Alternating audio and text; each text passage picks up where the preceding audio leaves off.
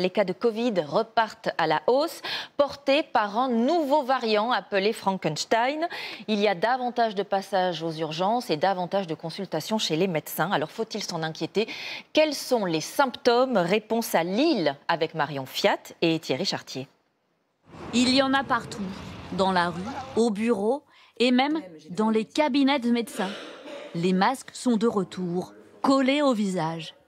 Laurie a fait son test positif il y a quelques jours et elle peine à s'en remettre. Des courbatures partout, l'envie de vomir, une barre au niveau de la tête qui était... j'avais jamais eu ça. Et ça m'a mis... J'avais plus d'énergie du tout.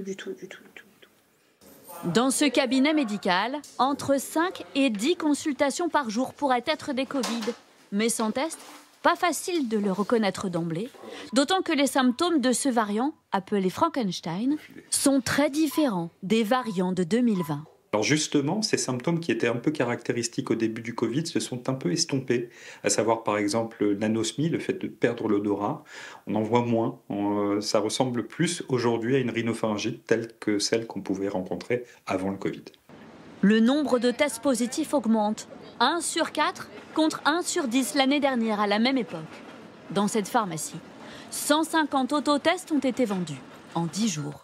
Quand on doit visiter quelqu'un qui est fragile, une personne âgée, quelqu'un de malade, on va avoir le bon réflexe que les gens ont quand même gardé, c'est-à-dire porter le masque, se laver les mains.